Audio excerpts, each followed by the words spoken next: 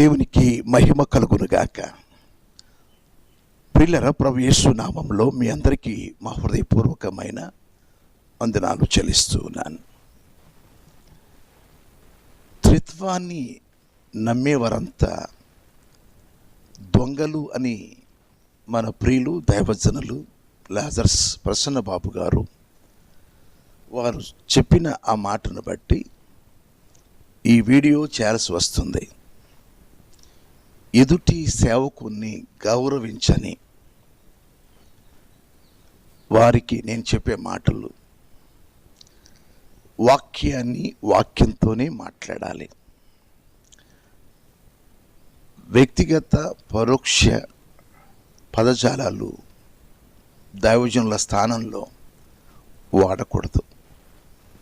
ఎందుకంటే మనలో ప్రతివాడు తనను గురించి తాను దేవునికి లెక్క అప్పగించాలి. రోమిలికి రాసిన పత్రిక 14వ అధ్యాయంలో 12వ వాక్యంలో ఉంది.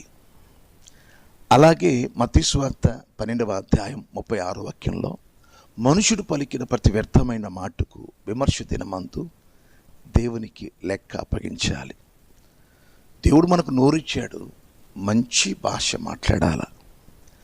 మీరుండేది వైజాగ్ అంటే ఫేమస్. మంచి కవులు ఉన్నారు, మంచి పాండిత్యం కలిగిన వారు ఉన్నారు, మంచి భాష కోవిదులు ఉన్నారు, మంచిగా మాట్లాడతారు తెలుగు భాష. నాకు చాలా ఇష్టం ఆ ప్రాంతపు వారు. కాకినాడ, వైజాగ్, రాజమండ్రి ఆ ప్రాంతపు వాళ్ళు తెలుగు మాట్లాడుతుంటే వెనుసొంపుగా ఉంటుంది. కానీ మీరు ఎందుకు కఠోరంగా వాక్యం చెప్పేటప్పుడు ఇక మీకు మించిన బోధకులు లేరు అన్నట్టు, నేనే దైవజ్ఞానిని అన్నట్టు ఎందుకు అలా మాట్లాడుతున్నారో నాకు అర్థం కావట్లే. మీకు ఒక విషయం చెప్తాను ప్రియులారా. సామెతల గ్రంథంలో ఒక మాట ఉంటుంది. అది ఏంటి అంటే 11వ అధ్యాయం 2వ వాక్యం, అహంకారం వెంబడి అవమానము వచ్చును, వినయము గల వారి యొద్ద జ్ఞానం ఉన్నది. ఇది అహంకారపూరితమైన మాటలు ఇవి. ఏం మాట్లాడారు మీరు? త్రిత్వాన్ని నమ్మేవారంతా కూడా దొంగల అంటే మీ ఇంటికి వచ్చి ఎవరన్నా దోచుకొని వెళ్ళారా? త్రిత్వాన్ని నమ్మిన వాళ్ళు ఏం దోచారు? మీ దగ్గరకి ఏమన్నా దోచుకోవడానికి వచ్చారా? దొంగలు అని ఎందుకు చెప్పారు? వాడొచ్చా పదజాలం? కాబట్టి అహంకారం వెంబడి అవమానము వచ్చును, వినయము గల వారి యొద్ద జ్ఞానం ఉంది.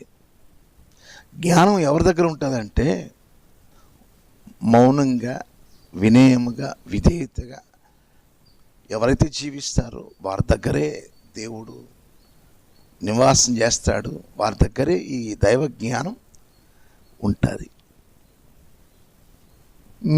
మీరు అనుకుంటున్నారు మేము చాలా దైవ జ్ఞానం కలిగిన వారము అని. మా దగ్గరే BOUI మా దగ్గరే బైబిల్ నేర్చుకోవాలని.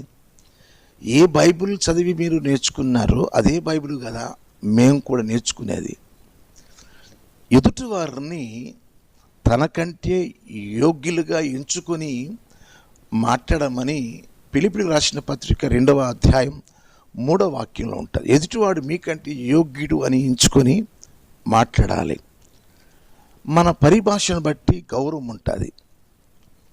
మిమ్మల్ని అనుసరించే వారు మీ శిష్యులు, మీరు ఎదుటి సేవకులను మీరు గౌరవించకపోతే వారు కూడా మిమ్మల్ని గౌరవించరు. మీరు నేర్పలేదు కాబట్టి. దైవ సేవకుడు దేవుని స్థానాన్ని పొందుకున్నాడు. మీరు చూస్తే మత్తయి సువార్త 10వ అధ్యాయం 40వ వాక్యంలో చూస్తే, ఎవడు మిమ్మల్ని చేర్చుకుంటాడో నన్ను చేర్చుకున్నట్టే అని అక్కడ ఉంది. ప్రియులారా, దైవ సేవకులను ఎవరైతే చేర్చుకుంటే దేవుని చేర్చుకున్నట్టు ఉంది అక్కడ. ఈరోజు దైవ సేవకుని పట్టుకొని దొంగలు, త్రిత్వాన్ని నమ్మే వాళ్ళంతా దొంగలు ఎలా వస్తాయండి ఆ మాటలు? ఎలా వస్తాయి? మంచిది.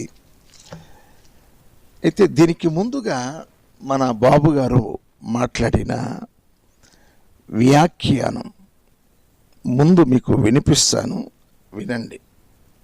ముగ్గురు ఏకమై ఉన్నారని ఒక్క పదం చూపించు. ముగ్గురు ఒక్క పదం, వన్ బైబిల్, వన్ రెఫరెన్స్. ముగ్గురు తండ్రి, కుమారుడు, పరిశుద్ధాత్మ ఒక్కటై ఉన్నారు అని చూపించమనండి. అలా చూపించడం చేతకాకే మొదటి యోహాను 5:7 మార్చేశారు. వీళ్ళు నీళ్లు, రక్తము, ఆత్మ సాక్ష్యం ఇచ్చేవారు ముగ్గురు ఏకీభవించి ఉన్నారని తండ్రి, కుమార, పరిశుద్ధాత్మ ఏకమై ఉన్నారని కల్పిస్తారు. దొంగలు, ఈ త్రిత్వవాదులు. బైబిల్లో లేదు. ఎవడు పుట్టాడు అని ఇన్ని మాటలు బైబిల్లో ఉన్నప్పుడు ముగ్గురు అన్ని కాలాల్లో ఒక్కటిగా ఉండి తాను ముగ్గురుగా ప్రత్యక్షపరచుకున్నారు. ఒక్క రెఫరెన్స్ ఎందుకు? డైరెక్ట్ రెఫరెన్స్ మీరు చూపించలేరు. అబద్ధం కనుక. విన్నారు కదండి మన బాబు గారి యొక్క ఆవేశపూరితమైన వ్యాఖ్యానం. త్రిత్వవాదులు దొంగలు, కొత్త టైటిల్ పెట్టాడు మన బాబు గారు. త్రిత్వాన్ని గురించి చెప్పే ముందు దీన్ని కోడిగుడ్డు అంటారు, అందరికీ తెలిసిందే.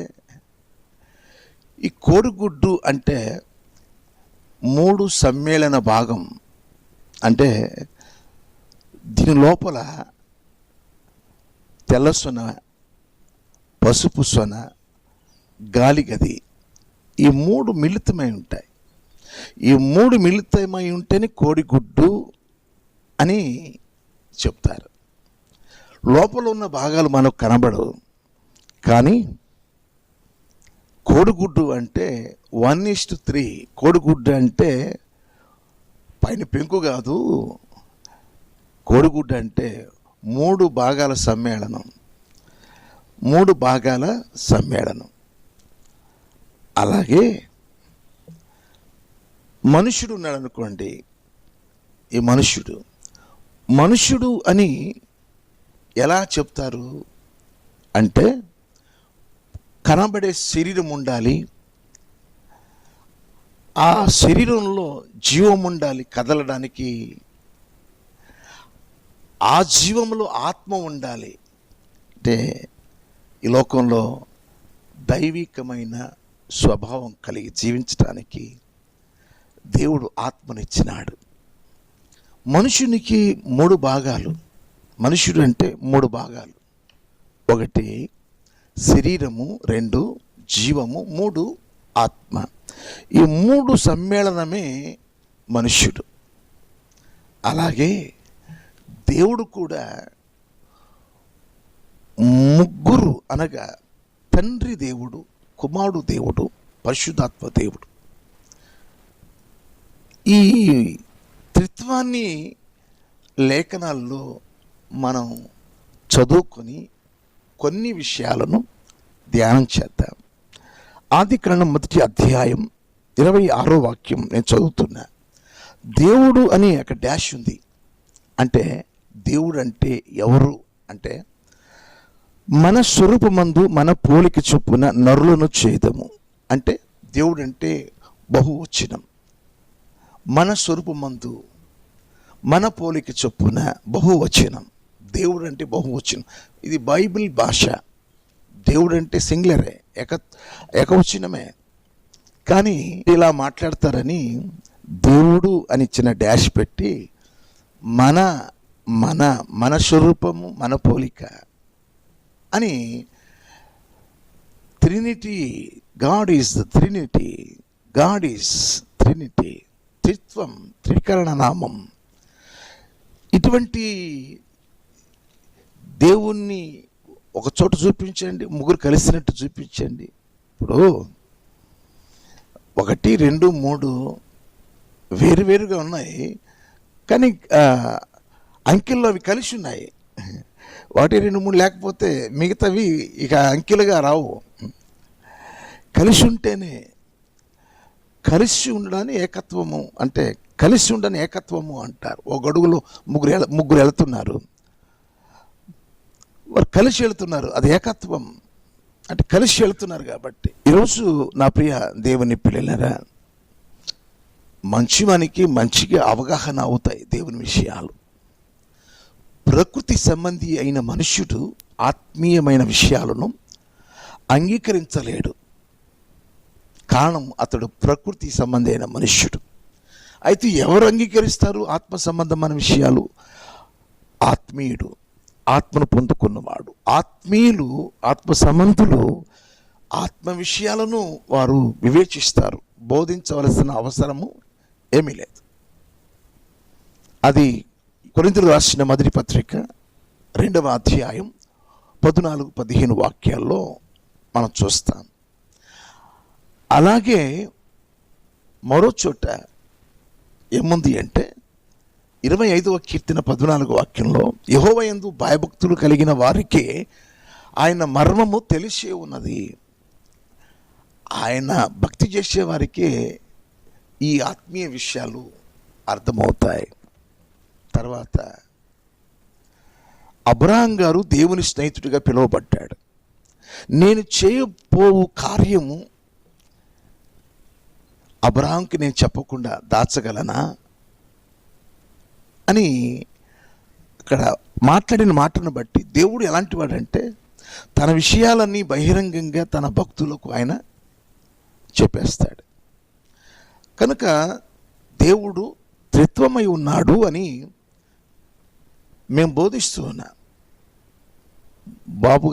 ప్రసన్న బాబు గారు, మీకు నమ్మకం లేకపోతే మీ సిద్ధాంతాన్ని మీరు బోధించుకోండి, కానీ త్రిత్వాన్ని నమ్మే వాళ్ళు దొంగలు.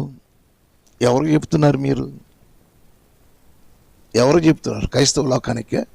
క్రైస్తవ లోకానికి చెప్తే మిమ్మల్ని క్షమించరు. అంత ప్రపంచ యావత్తు త్రిత్వం నమ్ముతారు. మీరేదో వైజాగ్లో BOUI అనే సంస్థ పెట్టుకొని మీ వరకు మీరేదో మేము లోకానికే మేము జ్ఞానం కలిగిన వారని చెప్పుకుంటే ఎలాగా? బాగా ఆలోచన చేయండి. వినయం గల వారి యొక్క జ్ఞానం ఉంటుంది. వినయంగా మాట్లాడాలి. ఎదుటి దైవ సేవకులను వినయంగా మాట్లాడాలి, ప్రోత్సాహంగా మాట్లాడాలి. తర్వాత ఆదికాండం 3వ అధ్యాయం 22వ వాక్యం, అప్పుడు దేవుడైన యెహోవా చిన్న డాష్ ఉంటుంది. ఇదిగో మంచి చెడ్డలను ఎరుగునట్లు ఆదాము మనలో ఒకని వంటి వాడాయను. మనలో ఒకని వంటి వాడాను. ఎక్కడ ఎవరున్నారు? అక్కడ త్రిత్వం ఉంది. అక్కడ తండ్రి దేవుడు, కుమారుడు దేవుడు, పరిశుద్ధాత్మ దేవుడు ఉన్నారు. అక్కడ మనలో ఒకని వంటి వాడాయను. ఆదామును గురించిన సంభాషణ. త్రిత్వము లేదు అని బోధించే వారికి కొంతవరకు మీరు అవగాహనలోకి వస్తారని నేను ఆశిస్తున్నాను, ప్రార్థిస్తున్నాను.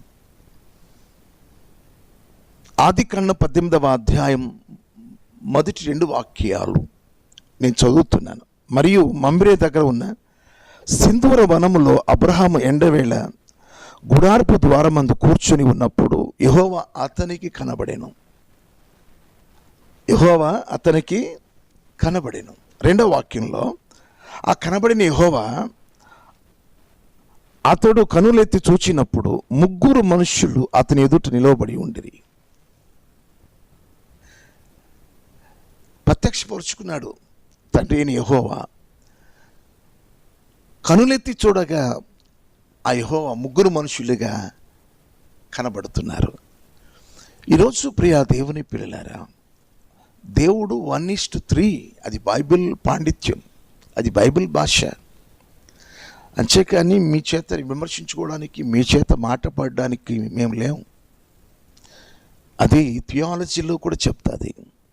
బైబిల్ పాండిత్యం, వేదాంత విద్యలో త్రిత్వాన్ని గురించి చక్కగా బోధించబడుతుంది.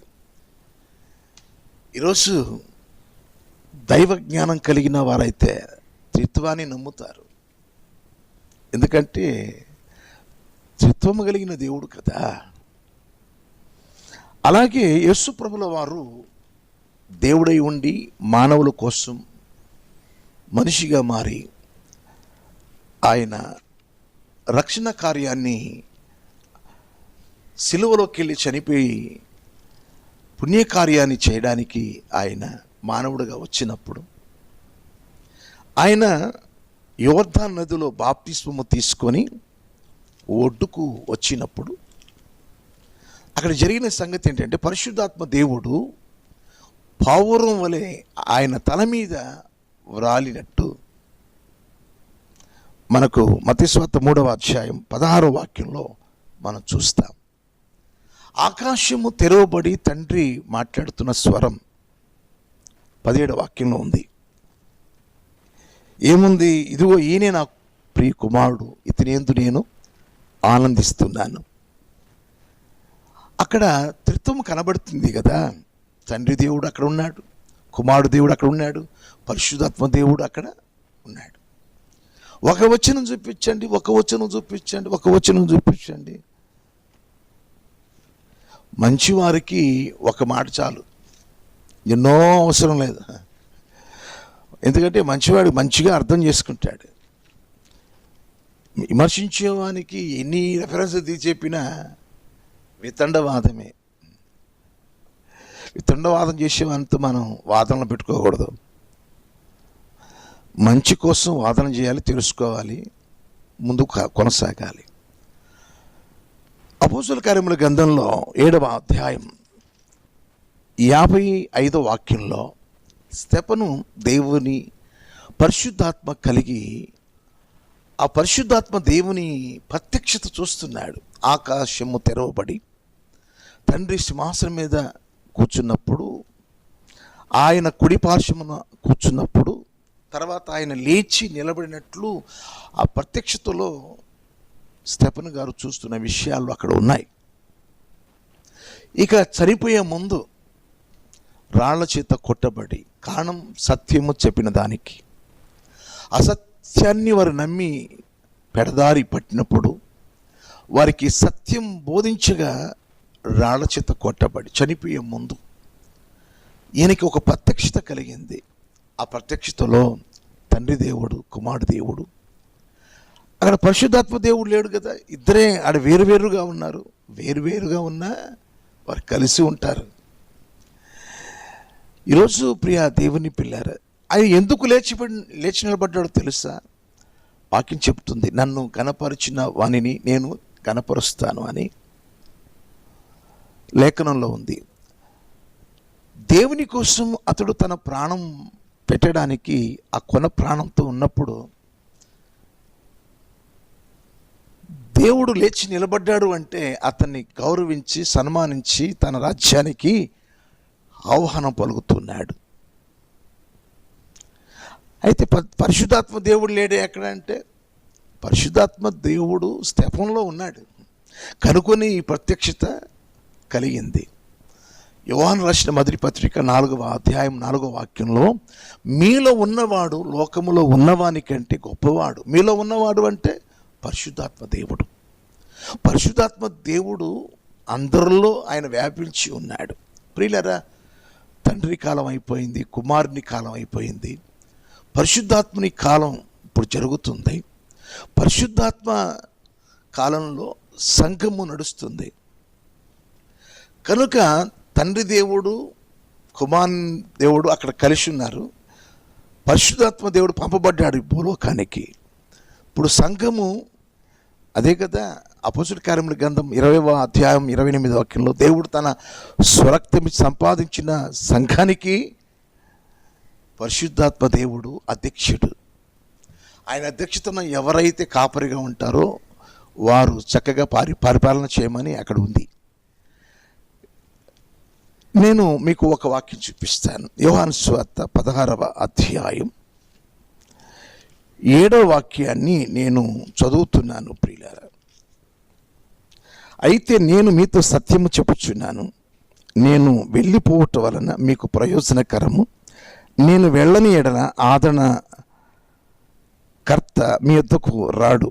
నేను వెళ్ళిన ఎడల ఆయనను మీ వద్దకు పంపుతును. ఆయనను పరిశుద్ధాత్మ దేవుడు శక్తి కాదు, వ్యక్తి. వ్యక్తి ఆయనను అన్నమాట అక్కడ సంబోధించబడింది. ఆయనను అంటే శక్తి కలిగిన వ్యక్తి ఆయన, పరిశుద్ధాత్మ దేవుడు. ఇప్పుడు పరిశుద్ధాత్మ దేవుని యొక్క ఆధీనంలో సంఘం ఉంది. పరిశుద్ధాత్మ దేవుని నమ్మరు, యేసు దేవుని నమ్మరు. తండ్రి అయిన దేవుడేనండి. తండ్రి అయిన దేవుడు ఎలా చెప్పాడు? ఆది కాండంలో చూశాం కదా, ఇంకా కొన్ని వచనాలు చూపించాను కదా, వారు కూడా నాతో సమానం. అదే కదండి, గత వీడియోలో చూపించాను. తండ్రి అభిష్టం ఏంటి అనేది, తన కుమారుని గురించి, పరిశుద్ధాత్మ గురించి తండ్రి అభిష్టం ఏంటంటే వారు సమానులు, నాతో సమానులు. వారు ఉంటేనే కదా దేవుడికి పరిపూర్ణత. త్రిత్వము అంటే వారు ఒకటి కదా. అది ఎట్లాగండి? భార్యాభర్తలు అయితే ఒకటి ఏకత్వము అని పనికిమాలిన ఉదాహరణలు తీస్తారు.